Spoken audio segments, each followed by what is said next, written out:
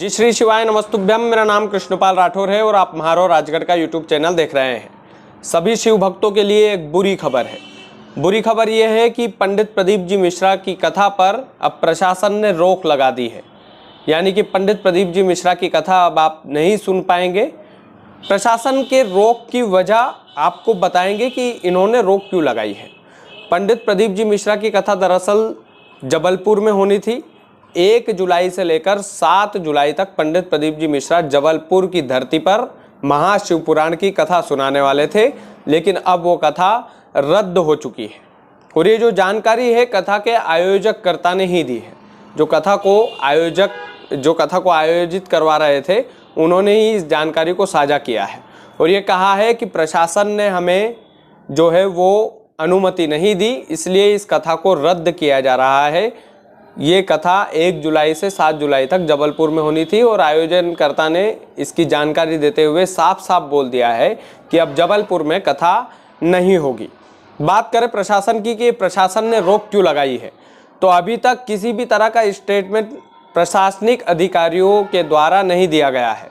प्रशासन के अधिकारियों ने अभी तक कोई जानकारी नहीं दी है कि इस कथा पर रोक क्यों लगाई गई है, किस लिए लगाई गई है, क्या कारण है।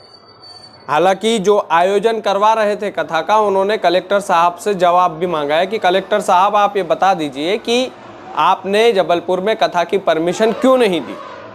और ये सवाल सभी शिव भक्त पूछ भी रहे हैं कि कथा की परमिशन क्यों नहीं दी गई। तो प्रशासन की तरफ से अभी तक कोई रुक नहीं है। बात करें खर्चे की, तो इसमें अभी तक 50 लाख रुपए से भी ज़्यादा का खर्चा जो आयोजक है वो कर चुके थे। आप सोचिए कि उनके दिल पर क्या बीत रही होगी।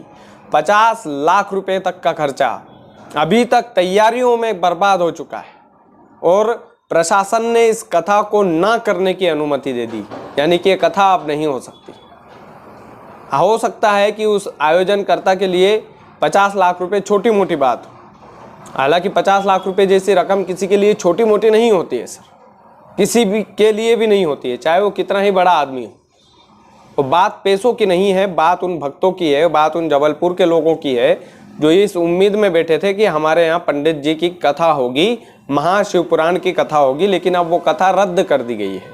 और रद्द करने का स्पष्ट कारण अभी तक जबलपुर के प्रशासन ने नहीं दिया है, ना ही कलेक्टर महोदय ने दिया है, ना ही किसी भी प्रशासनिक अधिकारी ने नहीं दिया है।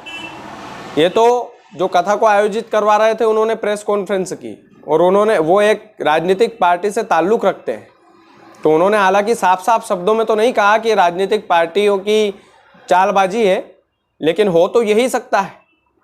और उन्होंने ये भी कहा कि ये जो कथा होने वाली थी ये किसी राजनीतिक पार्टी का सदस्य नहीं करवा रहा था, ये तो शिव का पंडाल था। यहाँ तो सब लोग आते, क्षेत्र की जनता आती, जबलपुर की जनता आती और शिवपुराण कथा का जो है वो मजा लेती, लेकिन ऐसा नहीं हो पाया और कथा अब रद्द हो गई है। 1 जुलाई से 7 जुलाई तक ये कथा होनी थी जबलपुर में, जो कथा अब नहीं हो पाएगी। शिवपुराण की कथा होनी थी, लेकिन अब इस कथा को रद्द कर दिया गया है क्योंकि प्रशासन ने इस कथा को करने की अनुमति नहीं दी।